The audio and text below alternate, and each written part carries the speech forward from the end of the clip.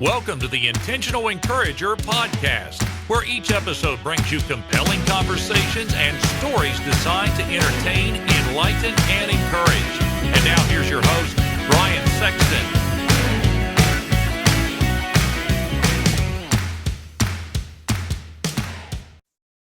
And welcome into the Intentional Encourager podcast. I'm your host, Brian Sexton. Thank you for joining us again today. Just because you don't see the virtual background does not mean you're not on the Intentional Encourager podcast. A little bit different setup today on the road as we record this podcast, but it's going to be all right. But I am so excited to have this dynamite lady on the Intentional Encourager podcast with me. She is an author, and she's written a book called Health, Healing, and Wholeness, Devotions of Hope in the Midst of Illness. And she is going to tell her powerful story. You can probably go find that book in a lot of places, but you can find her right here, right now on the Intentional Encourager podcast. And that is Tracy Crump. Tracy, thank you for joining me on the Intentional Encourager podcast. Thank you so much. I'm glad to be here. Well, I'm glad to have you here because I'd be talking to myself right now, and that would not be a good thing. So let's start here. And I've been asking everybody in the last 20 months or so since we've launched the Intentional Encourager podcast. We launched this podcast in the midst, right after COVID-19 started. We launched it April of 2020. I am always curious and fascinated to hear how people have gotten through the last 20, 21 months or so as this pandemic continues on. I want to know about how you've navigated through these last 21 months or so, and what is a lesson that you have taken from this pandemic in this time that you'll carry with you or you'll implement after this pandemic is over? Well, that's a great question. You know, this has been quite a time. We live in North Mississippi, just south of Memphis, and our county is the second largest county in the state, but still we have a lot of small towns. My husband and I actually live in a subdivision kind of plunked right down in the middle of the unincorporated part of the county. So we're surrounded by cornfields and cotton fields and soybean fields. We hear cows behind us. We hear owls hooting at night. And so we kind of felt protected. You know, of course, everything shut down here, just like it did across the country. But we were kind of in a little cocoon here for a little while, protected. And it took a while for the numbers to rise. But, you know, people are not going to stay in forever. And of course, then we pretty much caught up with the big city of Memphis. But our particular situation was probably a little different from a lot of people's, because we had at that time an almost 99-year-old in our home. My mother-in-law had been living with us for about a year and a half at the time, and we made it our priority. You know, from minute one. Of course, my husband and I were actually considered in the higher risk category, but she was in the high risk category. Yeah. So we made the decision that we would not do anything to compromise her, that we would not do anything to put her at a greater risk. And so even when everything started kind of opening back up and people started going back to church and this and that, we still stayed pretty much quarantined. And that was tough. It was. But we knew that that's what we had to do to protect her. Now she was in good health. I mean, basically, she had always been in good health. She was on a walker. She was frail, but she was very sharp, and she was a joy to be with. So we went on about, for several months, and we didn't go anywhere. We did drive by, hello and goodbye with our grandchildren, our local grandchildren. Yeah. And but what broke my heart though was in April of this year, when she turned 100, and we couldn't give her the big birthday party that I had always envisioned.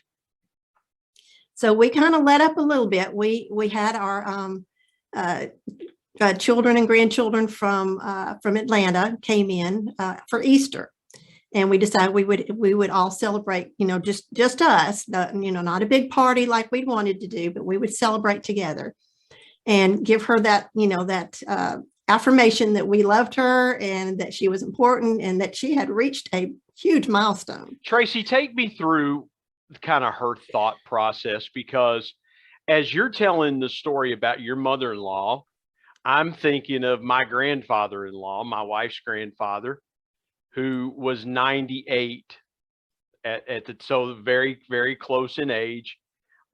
Different with him because he was suffering from dementia and was in an assisted living facility. But what was your mother-in-law's mindset around what was going on? Was she aware that there was a pandemic? Was she aware of why you guys were doing certain things? And kind of what was she communicating to you and your husband that, through it? Was her mindset still good? Take me, I'd love to hear kind of her perspective, if you wouldn't mind sharing it. Sure. Well, I tell you what, like I say, she was sharp, and she kept up with things better than we did. She would watch the news and tell us what was going on in the world, things that we didn't know. So she knew, she understood. Now she would forget and say, well, let's go out to eat. Let's go to Cracker Barrel. Let's do this. And we'd have to say, no, we haven't done everything we've done for the past 10, 20, 12 months just to mess it up now. We cannot take that risk. So it was probably a little harder in a way on her than it was on me. Now, my husband's very social, so it was hard on him not getting out with the guys and doing things. But she had, for a long time before she moved in with us, she was a little bit of a hermit, and she wouldn't get out and do things. When she moved in with us, she started going to church with us, and she loved it, and they loved her. They just doted on her. Isn't that amazing? Well, look, here's where I'm thinking, Tracy. And again, I don't mean to interrupt, but it's an amazing thing that for most of our lives, our parents are in protect mode of us. And your husband's mom being 99, your mother-in-law being 99, and she wants to go out and do things. It's role reversal, because you guys were doing everything you could to protect her. And she's like, I want to go out and see people. I want to go out to dinner. I want to do this and that. And my grandfather-in-law the same way, was it different for you guys being the protector of her? I mean, you have children and grandchildren, and I have a child. And was it different for you guys assuming that role as protector of mom when she had always been the protector of your husband and you and your kids and things like that? I mean, I hope I'm asking that question right, because that's what's going through my mind. What a tremendous role reversal this was, you guys taking all the precautions to protect her. It was. Of course, we had been doing this for a while. She'd been with us for a while, and we had to, there were a lot of things that we had to do to kind of keep her, safe and comfortable and that sort of thing. But she understood. I don't think it bothered her too much. We just had to keep reminding her, we can't go back to church just yet. We can't do this. So it was different, but she had already we'd already made that transition, I think, before COVID even hit. So it wasn't that hard. It was just a little hard for her to remember that we know we can't go out right now. But like I say, when it got to her 100th birthday, that's what was just heartbreaking for me, because we couldn't give her that big party that I had always dreamed of for her. But we did get together with the grandchildren, and she enjoyed that. That was great. Then about a week or so later, she, her nieces, 3 nieces and a great niece that she had not seen in quite a while, came by. Several of them were from out of town, and we had a little patio party. We had cake and ice cream again, and she just loved that. It was just wonderful for her, and that kept her going. But I also heard her one time telling somebody on the phone, she said, I've just been partying all month long. She said, I've just been having a great time. And so she turned 100 in about the middle of April.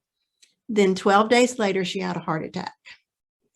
And that just stopped everything. She was in the hospital a couple of days, and we brought her home.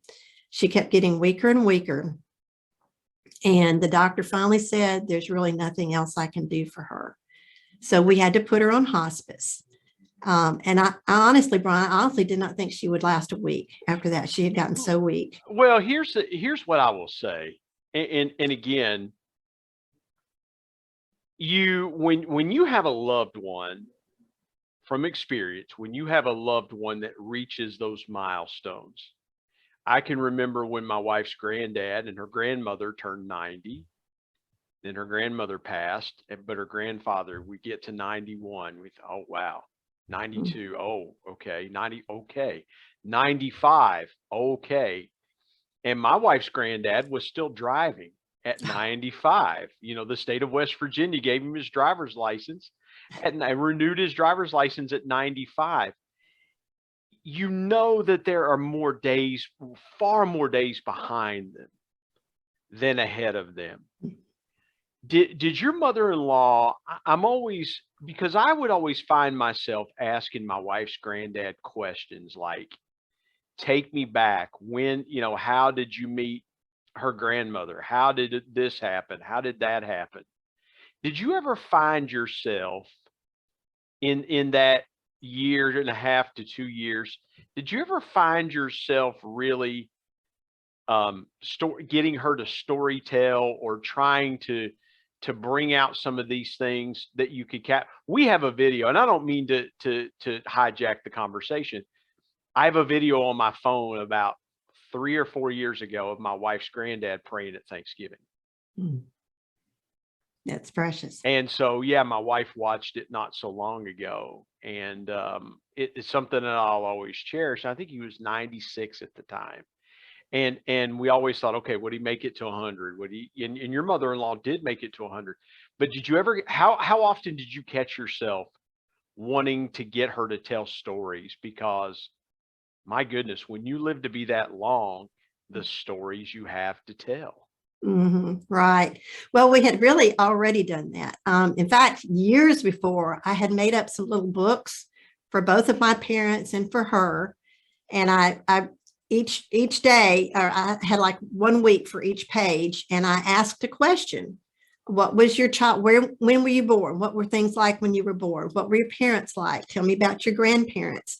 And certain things that I knew, like she had ridden a calf and gotten bucked off. I said, tell us about that.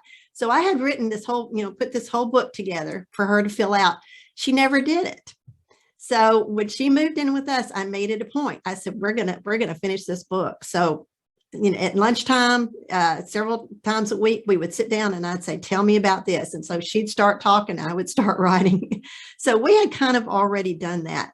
And I advise anybody who has an older relative, especially when they're getting on up into years like this, to do that kind of thing, because like you say, those stories will always be lost if you don't write them down, and you'll regret that later.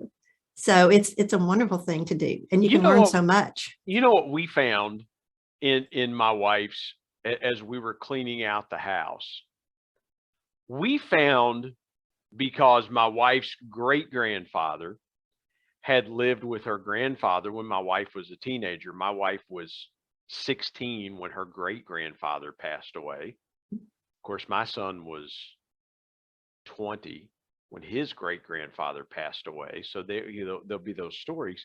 But we found in his house, we found papers that he had kept from his grandfather, my wife's grandfather's grandfather. Wow. And these were papers from, some of them were dated 1895, 1889, just unbelievable. And there's a little bridge, Tracy, that we drive to get to my sister-in-law's house that's named after my wife's grandfather's grandfather. And it's amazing to me, as you're sitting down and writing these stories, whether it was your parents, your mother-in-law, what's the first thing that comes to your mind as you're doing this? I guess that I will be so glad that I have this later, because, I think now that my parents are gone and now that she's gone, I've thought often of, oh, I wish I could ask them this. I never thought about asking them that. So the more you can write down and preserve, I think the happier you will be later. And I actually made these books out for my children so that they would know what things were like for their grandparents. And it's something I want to pass down through the generations. And I think that's so important to have that history. And that I love that perspective. And I'm just drawn to ask about it because with all the technology that we have, and you and I are we're recording this podcast over Zoom. Mm-hmm. As we record this, I'm in Virginia traveling for business. Tracy's in Mississippi. We're able to have this technology and if you're watching on YouTube, you can see the conversation back and forth. We have all this technology to be able to preserve and record and document this family history. We were fortunate enough for a while to have my grandmother's family Bible. In fact, I have my grandmother's I never knew my grandmother, but I have a rocking chair in my living room that was bought for her in the 1960s. Now it's been reupholstered, but it was still the rocking chair. The framework of it is the rocking chair that my grandmother sat in. My grandmother Sexton. I never met my grandmother Sexton, but still it's like having a piece of that family history. Take me through the perspective of your kids as they are thinking about, your kids and your grandkids and these stories that are written down. What's been their reaction to this, to having these things so readily available? Well, of course, I had given my parents books to them years ago, and they've kept those. I think they've read them once in a while. I'm going to give them these books from my mother-in-law for Christmas this year, so they haven't got them yet. But I know we will not spoil the secret. No, we won't wait. We will delay. We will delay the releasing of this podcast because we do not want to spoil the secret. No, they'll be happy though, and I know they know that I had made these books up years ago for her too. But I know that they will be glad to have them. I know that they'll enjoy having that history. And I said that her church just loved her and doted on her. They talked about how much she contributed in Sunday school class, and in fact, one lady said. She said, her name was Fairsey, which is a really different name. And she said, this was my mother-in-law's name was Fairsey. And she said, I've started a book of Fairseyisms because she said, I want to keep all these bits of wisdom that I'm gaining from her. And I know my children will feel the same way. And Brian, one of the devotions that I put in my book, this was, of course, long before COVID started, was about her. And it's entitled, Who Are You Calling Old?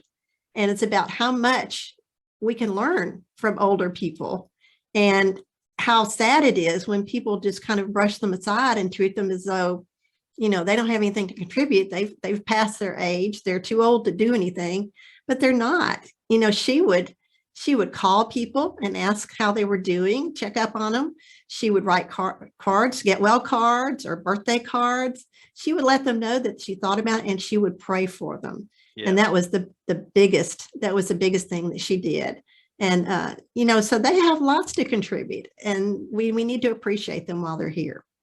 Let's step aside, take a break. When we come back, I want to dive a little bit more into that because there's something really powerful that people from that generation have that we're missing and that I'm trying to help bring back. They had this gift, and I want to talk about that when we come back. My guest is author Tracy Crump, joining me on the Intentional Encourager podcast. Back in a moment.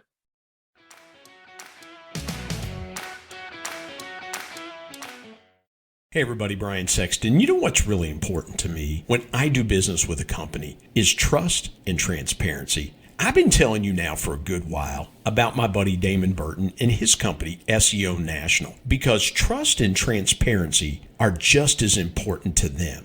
For the last 15 years, in the search engine optimization space, they have been leading the way and serving people tremendously well. Now, for those of you that don't know what SEO is, it stands for search engine optimization. It helps you show up higher on Google searches so that folks that are looking for what you have find you quicker. And you know what's really encouraging? More revenue, more sales, growing your business. Do me a favor, get in touch with Damon and his team today at SEO National at 855-736-6285 or go to SEOnational.com and get your free quote and tell them you heard it on the Intentional Encourager podcast. I hope you're ready, because here comes a dynamite conversation on the Intentional Encourager podcast.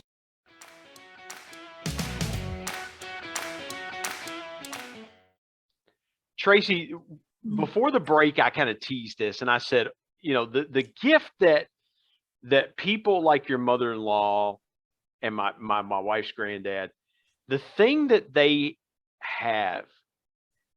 seem to have a gift of encouragement. They seem to know how to encourage people. And that's what I'm trying to bring back is intentional encouragement, because they've been through a lot of stuff. Your mother-in-law was born in 1921. My wife's granddad was born in 1922. So they were children during the Great Depression. They were young adults in World War II. And of course, as we record this, we just recently memorialized the 80th anniversary of the bombing of Pearl Harbor. And they were young adults when those world events happened. They can remember the Korean War because then they were adults starting to have kids of their own. And in Vietnam, they were, my wife's grandparents became grandparents in 1969 in the midst of the Vietnam War. And so all the history they've seen, so they've been through some stuff, but they knew how to encourage people. When you think about your mother-in-law's life, I love that name, by the way, Fairsey. That is Fairsey. Fairsey. And there's a story behind it. We'll get to that in a minute. My grandmother's name was Oida, so I understand that those old-fashioned names. My wife's grandmother's name was Winnie, so I understand that. But Fairsey, the things that she had seen and had taken into account, being so intimate with her care and having her in your home and things like that, why do you think that she had such a great gift of encouragement? Because I'm interested to find out what you saw that was inside of her that drew that out to give that to others. Forgive me for the long-winded question there, but it's very interesting to me. All right, you want to wait till we're back on? We are rolling. We're back on. Okay. See, we're not going to edit this. See, we're not going to edit this out. No, it would not be the Intentional Encourager podcast if we edited stuff out. It is spontaneous conversation. But sometimes I get rolling into a question and I don't know when to stop. Why do you think that Fairsey had such a great gift of intentional encouragement? Well, again, I would need to kind of give you her personal history, and that is that she was a very independent woman for her time. She became a hairdresser. She lived on her own. She did not get married until she was 29. She was very independent, and she was married. And about 2 years later, she became pregnant with my husband. Did she ever say why she waited so long? Because that was very unusual for women of that time, because again, and I mean no disrespect to Miss Fairsey, but back then, if you waited till you were 29, you were almost considered too old. An old maid, yes. Yeah, I wasn't going to say it. But did she ever tell you why she waited so long to marry? She just did not find the right man, and she was not going to settle. She was going to wait for the right man, and she was happy. She kind of considered herself a career woman, like I said, that it was unusual for that time. But she was not unhappy. She was not going to hurry. She was not in a rush. And when she finally found the right man, she knew it, and she got married. And a short time after she had my husband, he was about 6-7 months old, her dad got very sick and he passed away. And they were up there for the funeral when her husband became ill. And they rushed him back home to the hospital. They said he had tonsillitis and did surgery on him, but he never woke up. And he passed away. Then she happened to be pregnant a second time with their second child.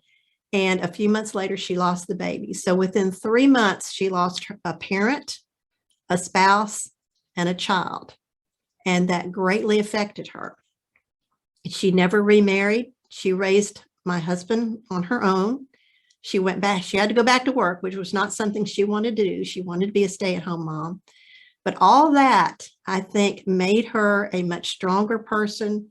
But it also, what might have destroyed someone else, I think it gave her a perspective on life that she knew she could make it through, but she always credited God. She said it was only God that got her through. And because of that, she could radiate that feeling, that strength from God to others.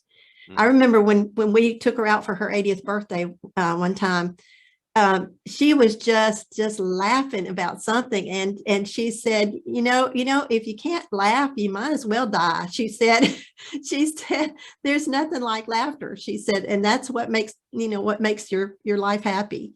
And so she was always a happy person.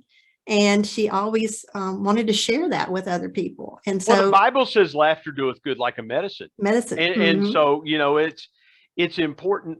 I've got to go here for a second. I'm curious about something. Did your husband ever talk about the impact? And I don't mean to be personal, but these things just resonate as you tell the story, because my father lost his father very young. My dad was 4 when his dad passed away. Does your husband ever talk about the impact of not having his father around growing up? Not much, but I tell you what she did that made a difference, I think, is she made sure that there was always a strong male influence around. Now, she had to leave him with other families. At the time, they didn't have daycares and that kind of thing. So she left him with other families, but she made sure that there was a strong male influence, a good male influence. And I think that, it's kind of like having surrogate fathers to influence him. And they took that seriously too. And they did their best to help him, raise him into the man that he became. And I'm very proud of the man that he is. But I think that made the biggest impact on him, was having a male role model in his life when he was young. I love what you said about what Miss Fairsey would say. If you can't laugh, you might as well die. Because again, I can't imagine losing your father, losing your husband, and then losing a child, because the natural inclination, Tracy, would be, my husband's gone, but there's a piece of him still within me with this child, and now that child dies. And again, as a parent myself, and my wife having a difficult pregnancy with our son, it's hard for me to fathom that. Do you feel like that shaped her into the person that she ultimately became? How do you feel like God used that in her life? And we'll go here for a second. Folks, I make no bones about it. If you listen to this podcast, I am a Christian. I'm not, we'll make no bones about it. I don't automatically gear this podcast to lean to my Christian faith, but understanding faith gives me the perspective to say that God uses things in our lives to shape the course and destiny of our lives. And a lot of times there are times it's tragedy that does this. I'm just curious, how did she say, or did she ever say, how going through those things impacted her and the lessons she learned from it? Because she said if you don't laugh, you might as well die, and I love that. But what lessons do you believe that she took from those tragic events that shaped the rest of her life? Well, she knew from the moment that all happened that she had to lean on the Lord. Now, I won't say she didn't go through some tough times. She did, and it did almost destroy her, but she came through it. only because she leaned on the Lord. She knew that without his strength, she would not be able to make it. Like I said, she didn't want to go back to work, but she had to. She made the tough decisions. And I don't know if I should tell all of this, but they actually lived below the poverty level for the whole time my dad was growing up. He never knew it because she made sure that he had everything that he needed. She worked harder if she had to, she did whatever she had to do, but she knew she had to lean on the Lord. She had no one else to lean on. Well, and I understand that very well because, growing up in Southern Ohio and being across the border from West Virginia and now living in West Virginia, we're one of the poorest states in the country. And of course, now you live in the state of Mississippi, yeah. Which is so we understand that. And I can remember my dad and my aunts, my dad's the youngest of 12, talking about how that after my dad's dad passed away, they really struggled. I mean, it was, Lord, send some groceries, send somebody by with something to eat. And you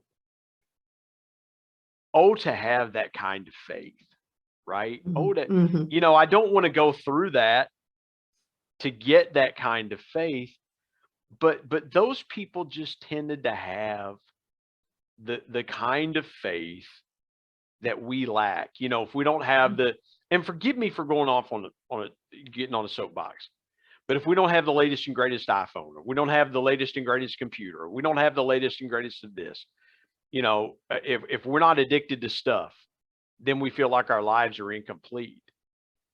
And those folks were just grateful for a little bit of flour and meal that they could make some cornbread and get, hey, we got some beans and we got corn. I like beans and cornbread. I'm not gonna lie, I like beans and cornbread. I didn't when I was growing up, but I've learned to like him. I've learned to like him now. But Tracy, what I find so fascinating about what you've told me, and I wish I could have.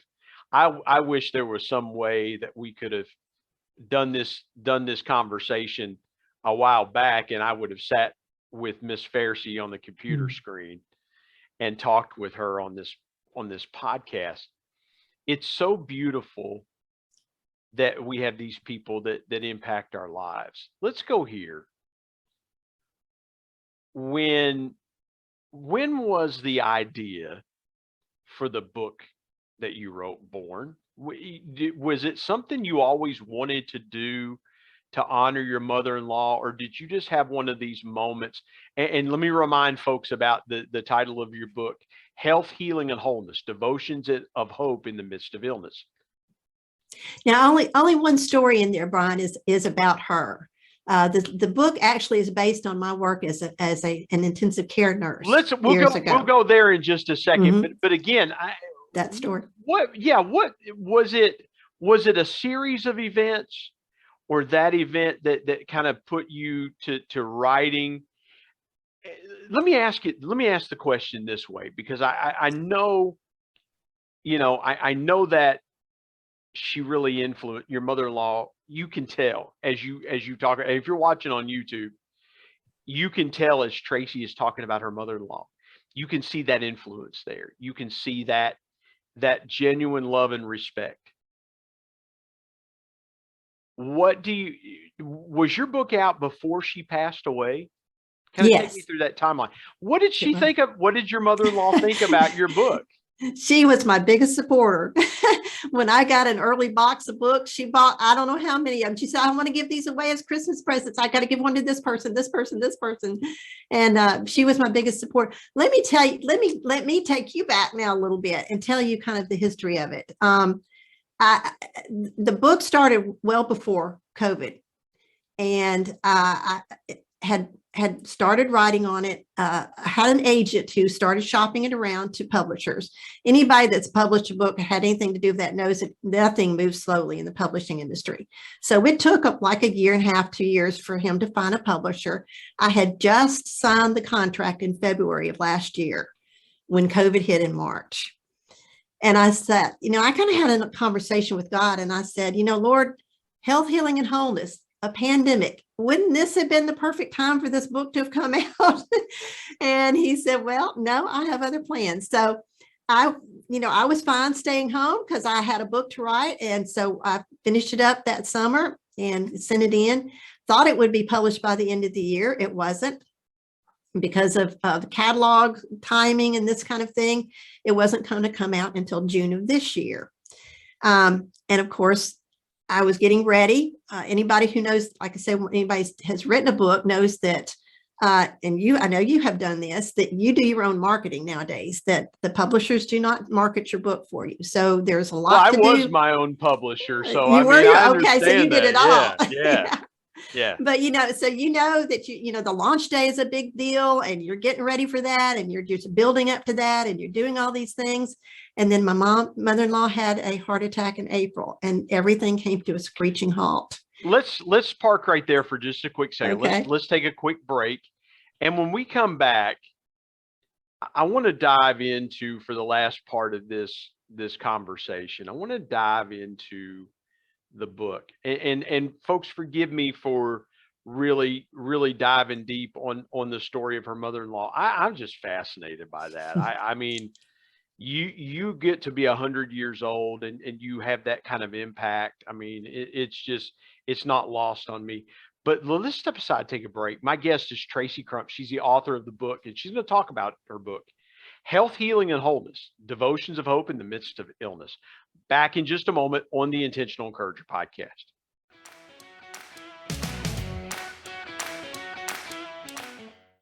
Hey everybody, Brian Sexton. I want to take a moment and tell you about my friend Harry Spate and his new book, Selling with Dignity. Harry has taken an age-old concept of sales and he's put a new twist to it, and I love the direction that he's taken with Selling with Dignity. And here's what's encouraging about Harry's book. Instead of viewing people as numbers and machines, salespeople are now given the tools and the encouragement to be dignified in their approach. Here's what Harry says. He says, selling is an honorable profession when it's done right. When sellers feel they're valuable and have integrity and respect, this opens the door for better conversations and eventually relationship. This book puts an end to sleazy sales tactics and proves why selling with dignity can be done, and it leads to massive success. And I couldn't agree more. Go to sellingwithdignity.com, get your copy today, and if you want Harry to sign it, he'll do that for you. Again, go to sellingwithdignity.com and pick up your copy today of the new book by Harry Spate, Selling with Dignity. And now let's get back to more great conversation here on the Intentional Encourager podcast.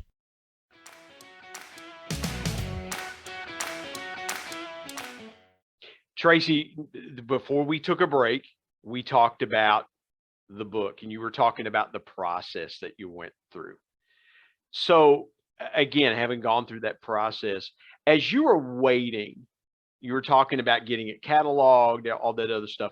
What was going through your mind?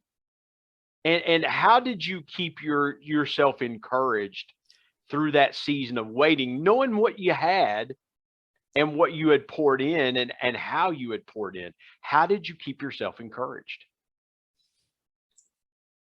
Well, mostly, I guess, just getting ready for everything. I was trying to build up to the launch, and I just felt like God wanted this book out there. It may not have been my timing, so I knew he had something better planned, just like he always does. So it didn't come out, didn't come out in time with the pandemic. It didn't come out by the end of the year in time for Christmas.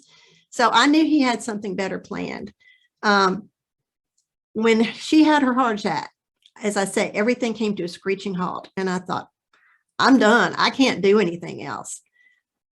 We took care of her. Like I said, I thought she wouldn't last a week. She lasted three and a half more months. So we were intensively caregiving through the next 3.5 months. So when that book launch came about, it was like, I can't do anything. I had a launch team already set up and in place. I had a launch director, and she took over. She said, you stand down, we got this. And she started promoting. They started promoting. When that book came out on June 1st, it hit #1 top news seller in Christian devotions. That wasn't me. That was God. I couldn't do anything. And so that's like, when you can't, as I say, it's when you can't, God, this is what God does. When you know that it's all him. when you weren't able to do anything. So that was a huge encouragement to me, because I thought, God's got plans for this book. It's not my book, it's his. So I was just thrilled that he took it to that height. And go ahead. How do you feel? You mentioned that when you got your stack of books, I remember how emotional I was when mine came, because I wrote about my dad. So I was emotional. Did you think about your parents, and did you think about Miss Fairsey? What were those emotions like when you saw that, and those folks weren't here to share in that with you? Because it's, the first thing I wanted to do was sign a book and take it to my dad's grave. My wife said, it'll get ruined. Just give your mom a copy and just let that be, and I'm grateful that my wife did that, because even putting it in encasing and things like that, it probably would have gotten messed up. But did you think about the emotions that you had Yes, that launch day? Yeah. Oh, yeah, definitely.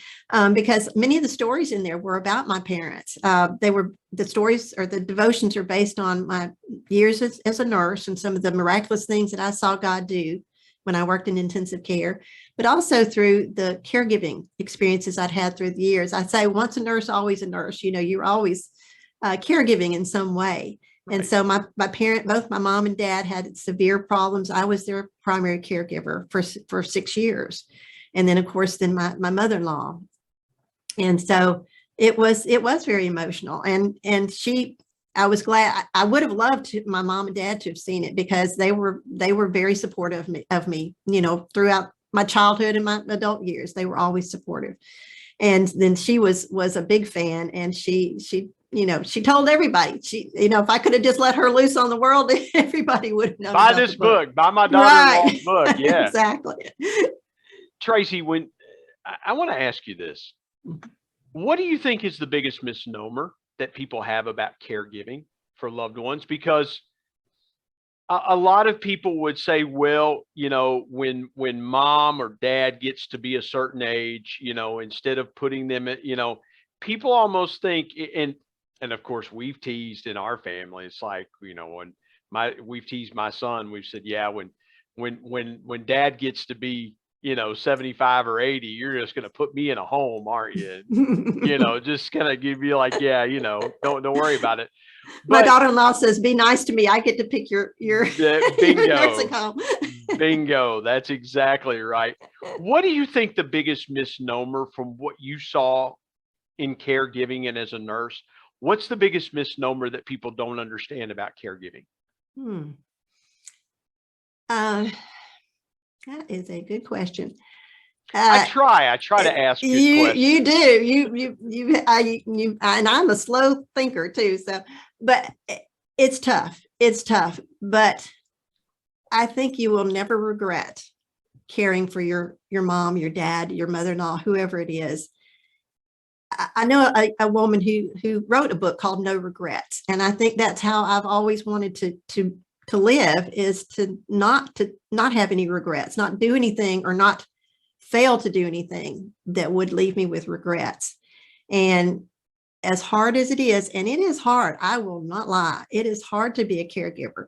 I cared for my parents. They both were able to stay in their own home for the most part. My dad moved to an assisted living for the last 2 years of his life, but still there was a lot of caregiving that I did. I got up in the middle of the night for emergencies, and ran him to the emergency room, did things like that, stayed at the hospital. It's hard. It is very hard. And it's exhausting. Even with her in our home, we were up in the middle of the night, just like you would be with a baby. Only we weren't 20 something anymore. We were 60 something. So it's hard to do, but you will not regret doing it. Now, I don't criticize anybody that gets to the point that they absolutely cannot care for their loved one. And there are times when that happens. I believe that. When my wife's granddad was starting to go through some of the dementia signs, we lived next door to him, and my wife would sit out in the living room, and she put my son's baby monitor. She hadn't used it in years. She put the baby monitor in his bedroom, hid it behind the curtain where he couldn't see it. And she would be listening And there was one particular Sunday morning, he was going to go across the street because he thought my wife's grandmother was across the street. And so here we, my wife hollers for me. We get our clothes on. We try to, be, and again, that was not her granddad. I mean, Mhm. that was not he was very proper, very a deacon in his church, just very together. And so, yeah, I can empathize, and it wasn't nearly as exhausting for me as it was for my wife because she was doing more. I was just there in a support role. I've got two more questions to ask you around that, without giving away a lot of the book, because we want people to go get the book. Is there a particular story about your time, either as a nurse or a caregiver, that comes to mind that you would share with me during this conversation? Sure. I think the opening story is one of the most powerful. The opening story and the closing stories are, I think, the most powerful. Both revolve around children. Of course, that always tugs at our hearts. But the first story is about a little 18-month-old girl who her stroller was struck by a car, and she was thrown 30 feet where she landed on her head. And by the time she got to the hospital, her pupils were fixed and dilated. They didn't think she had a chance, but they rushed her to surgery and to relieve the pressure on her brain. But I remember a resident coming back from that surgery and told me one whole half of her brain is just oatmeal. She said she will never walk and talk again if she even survives. Well, she went, we took care of her in ICU, and she'd get a little bit better, and then she'd go downhill again. And finally she got better enough that she could go to a regular floor. And usually once they go out to the floor, we never hear from them again. But a nurse came down several weeks later and told me that she was going home, that she had started saying mama and wawa for water. Wow. And that morning she had walked to her mother. Mm. So, doctors are wonderful, but they don't know everything. God had other plans for that child. Now, I don't know what happened to her after she left, but she survived, and she was walking and she was talking. Maybe she'll be listening to this conversation. Oh, wouldn't that be wonderful? Wouldn't that be wonderful? Mm-hmm. What's another, you mentioned the opening. Would you share the closing story? I don't know if I can do that one without crying, but it was about a little autistic boy. There was a program, it's called hippotherapy, where they use horses to treat children. And he had, for months and months, they had tried to break through to him. He was not verbal. If he got upset, he would just get on the ground and spin in circles. When they put him on the horse, first time they put him on the horse, he screamed. I mean, screamed and screamed and screamed. The only way that they could get him to calm down was to sing Sunday school songs to him. And she said, "Jesus Loves Me" was his favorite song. And so for months, though, they worked with him, got a little bit of reaction out of him, but not much. And then one day they took him out to this new trail that they had set up. It was a sensory trail where they had, things that he could touch and noodles and different things like that. And so he went through and did, he would kind of robotically respond to commands, but not really look at people, not really respond. And they came back in. As they came back in from the light into the dark, he suddenly stopped. He looked down at the horse in front of him. He looked at the people they had sidewalkers on either side, turned around and looked at the horses back in, like he just now realized he was on a horse after all these months. And so she started doing things with him and getting him to respond. And he, it was just miraculous. Well, finally she took him down from the horse and she turned around and put him into his mother's arms. And she was able to cuddle him for the first time in his life. He was 4 years old. He had never wanted to cuddle, didn't want to be touched. And his mom sat there for an hour and held him. Wow. And when they left, a little while after they left, the leader of the director of the program got a phone call, and the mama called and said, "Listen to this." He was in the back seat singing "Jesus Loves Me." Mm. So, God works he works miracles today. Miracles are not in the past tense.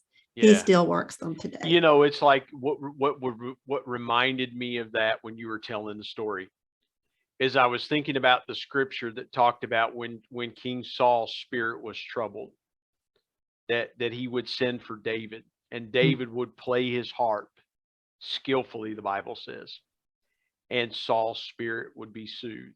There's something about singing. And folks, listen again. I'm not going to make any bones about it. I'm a Christian. There's a reason that people are moved when a gospel song is sung. I have watched entertainers on television that when someone begins to sing a gospel song, there begins to be tears in their eyes. There's a reason for that. There's a reason that Elvis Presley, for many, many years, sang a song called Sweet, Sweet Spirit in the middle of his concerts. And people that came to see Elvis, and Elvis's shows in the 60s and 70s were high energy shows. But he always had a gospel quartet, and he always sang How Great Thou Art and Sweet, Sweet Spirit. And he would tell the crowd, he said, well, please just indulge me. And people would have tears in their eyes coming to see a rock and roll show. But Elvis said, I've got to do this because it's that important. And wow, that was just so powerful. I've got to ask you one more thing, and I'm so grateful for your time. If there are caregivers out there or people that are about to walk into this season with a loved one, a parent, a grandparent, whoever it might be, what's your biggest piece of intentional encouragement for those folks? Well, first of all, I think a piece of advice is don't feel like you have to do it alone. Ask for help. And there are people out there, they're friends, you can pay for help, and that's okay. That's fine. We've done that. But there are friends out there that will be glad to give you a break. And there will be times, and it's no shame to say, I need a break. There's nothing wrong with that, because you have to take care of yourself. If you don't take care of yourself, you can't take care of your loved one. We had with my mother-in-law, there were times that we just needed to get away. And I have a friend who has, she works with wildlife. She does wildlife programs all the time. Mm-hmm. She said, I'd love to come sit with your mother-in-law. She said, let me bring some of my animals. She brought her little service dog. She brought a bunny rabbit that was like this big. My mother-in-law was saying that thing was so heavy. But she sat there and stroked its fur, and she brought a little guinea pig, things like that. And it was just fun. And she sat in there and watched her old Westerns with her, and just had a good time with her. And she said, I want to come back. She said, I want to be with Miss Fairsey again. I want to talk to her. I love to talk to her. Wow. And so, it was a mutual thing. So there are people out there who are willing to help you. Go and find them if you need to, because you need that break at times. There are going to be times you want to get away just a little bit and get that break. And there are people that will help you. That is so cool. Tracy, I have loved this conversation. Tell folks how they can connect with you. Tell folks how they can find your book. I know people, when they hear this conversation, they're going to want to connect with you, and they're going to want to find your book. I'd love for them to. My website is Tracy Crump, TracyCrump.com. And it's in revision right now, so it'll be a brand new one pretty soon. But you can find my book, Health, Healing, and Wholeness, Devotions of Hope in the Midst of Illness, on Amazon, Barnes & Noble. It's in some bookstores. And I would love for them. We also, for those who might be interested in writing, we didn't get into this, but I have have contributed 22 stories to Chicken Soup for the Soul books. And I teach workshops on that. And that's something that anybody can do. Everybody's got a story. We all have stories. And you can share them, and share them with everybody. So if that's something you're interested in, I have a newsletter that goes out. It's called The Right Life.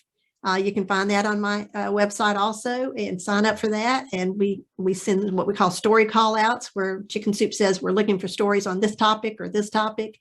And we also send story call outs for a couple of guidepost books and some about Ravel. So if that's something they're interested in doing, I'd love to connect with them about that.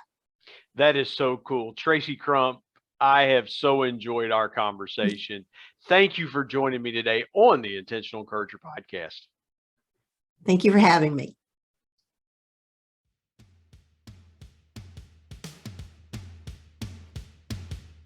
My thanks as always to producer Bryce Sexton and technical advisor Matt Means. And of course, the ultimate thanks goes to the Lord Jesus Christ, who provides intentional encouragement every day through his word. If you're not subscribed to the Intentional Encourager podcast, hit the subscribe button wherever you get podcasts so you don't miss an exciting episode where you can get encouraged and stay encouraged. And remember, anyone, anywhere, at any time, any place can be an intentional encourager.